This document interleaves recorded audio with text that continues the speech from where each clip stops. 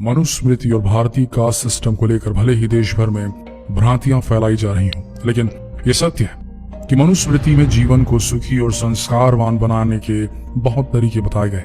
इस महान ग्रंथ को ऋषि मनु ने लिखा। इस ग्रंथ में लाइफ मैनेजमेंट के अनेक सूत्र बताए गए हैं जो आज भी हमारे लिए प्रासंगिक है। आज हम आपको मनुस्मृति के अति महत्वपूर्ण श्लोक के बारे में बताएंगे, जिसमें अति स्पष्ट कहा गया है कि किन 8 लोगों के सामने आ जाने पर स्वयं मार्ग से हटकर इन्हें पहले जाने देना चाहिए। इस श्लोक और इससे जुड़े लाइफ मैनेजमेंट फंडे कितने महत्वपूर्ण हैं, अगर आप समझ जाएं तो आज के बाद से आप मनुस्मृति के विरुद्ध बोलना बंद कर देंगे। आइए देखते हैं उस श्लोक में क्या कहा गया था। चक्रिणो दशमिस्थस्य रोगिणो भारिण स्त्रिया स्नातकस्य च रागच्य पंथादेयो वरस्य च। मनुस्मृति के हिसाब से रास्ते में अगर ये 8 किस्म के लोग सामने आ जाएं तो पीछे हट जाना चाहिए, तभी भलाई है। आइए जानते हैं कौन है वो 8 लोग जिनके बारे में श्लोक में बताया गया है। नंबर 1, वृद्ध। अगर रास्ते में कोई वृद्ध स्त्री या पुरुष आ जाएं तो स्वयं पीछे हटकर उन्हें पहले मार्ग दे देना चाहिए। लाइफ मैनेजमेंट के अनुसार वृद्ध लोग सदैव सम्मान के पात्र होते हैं। उनका किसी भी स्थिति में अपमान नहीं करना चाहिए। यदि वृद्ध को रास्ता न देते हुए हम पहले उस मार्ग का उपयोग करेंगे तो यह वृद्ध व्यक्ति का अपमान करने जैसा हो जाएगा।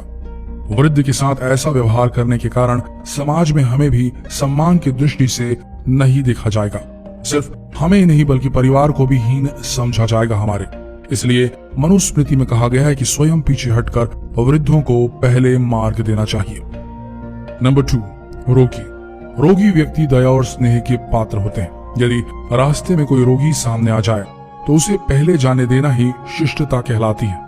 संभव है बीमार इंसान इलाज के लिए जा रहा हो, अगर हम उसे मार्ग ना देते हुए पहले स्वयं रास्ते का उपयोग करें तो हो सकता है कि रोगी को उपचार मिलने में देरी हो जाए। उपचार में देरी से लोगों को किसी विकट परिस्थिति का सामना भी करना पड़ सकता है। जैसा कि हम कई बार देखते हैं कि कुछ लोग तो ऐसे भी हैं जो एम्बुलेंस को रास्ता नहीं देते, उसे भी अपने ईगो पे ले लेते हैं, पर ये बिल्कुल गलत है। हम सब जानते हैं कि रोगियों की सेवा करना बड़ा ही पुण्य का काम माना गया है, इसलिए रोगी व्यक्ति के लिए खुद रास्ते से हट जाना ही सही होगा।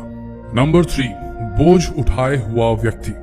यदि रास्ते में एक इंसान के निकलने का स्थान और सामने बोझ उठाए हुए व्यक्ति आ जाए तो पहले उसे ही जाने देना चाहिए। जिससे व्यक्ति के सिर या हाथों में बोझ होता है उसे जाने देना चाहिए। वह नॉर्मल खड़े मनुष्य से ज्यादा परेशानी में होता है। ऐसी स्थिति में हमें मानवता का भाव मन में रखते हुए उसे ही पहले जाने देना चाहिए। यही शिष्टता का परिचायक होगा।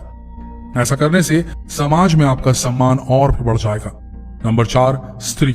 मनुस्मृति के अनुसार यदि मार्ग में कोई स्त्री आ जाए तो स्वयं पीछे हटकर पहले उसे ही जाने देना चाहिए। ऐसा इसलिए क्योंकि हिंदू धर्म में स्त्री को बहुत ही सम्मानीय माना गया है। किसी भी तरीके से स्त्री का अनादर नहीं करना चाहिए। स्त्री को मार्ग न देते हुए स्वयं पहले उस रास्ते का उपयोग करना स्त्री का अनादर करने जैसा ही है। स्त्री का अनादर करने से धन की देवी लक्ष्मी और विद्या की देवी सरस्वती दोनों ही रुष्ट हो जाती हैं और ऐसा करने वाले के घर में कभी निवास नहीं करती।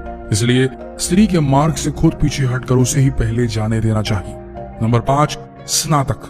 पुराने समय में ब्रह्मचर्य आश्रम में रहते हुए गुरुकुल में सफलता पूर्वक शिक्षा पूरी करने वाले विद्यार्थी को एक समारोह में पवित्र जल से स्नान कराकर सम्मानित किया जाता था।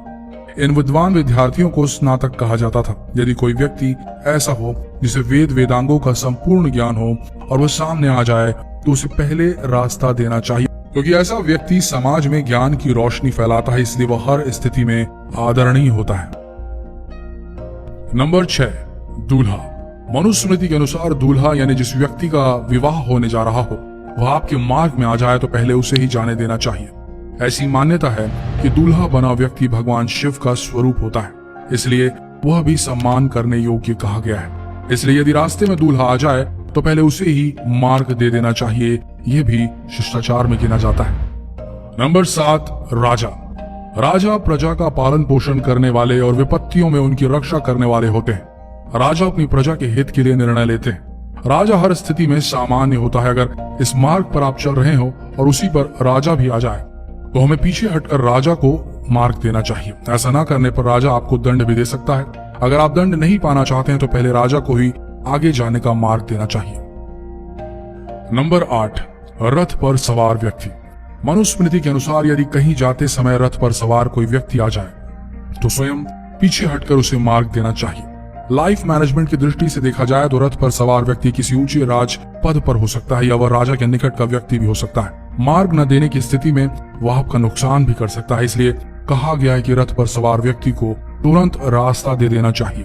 वर्तमान में रथ का स्थान दोपहिया और चार पहिया वाहनों ने ले लिया है। तो अब ये सवाल उठता है कि क्या मनुस्मृति में लिखी इस बात पर, इन 8 लोगों को पहले मार्ग देने की बात पर आप सब अग्री करते हैं? आप सब मानते हैं इस बात को कि हाँ, इन 8 लोगों को हमें पहले मार्ग दे देना चाहिए, या कुछ गलत लिखा है मनुस्मृति में?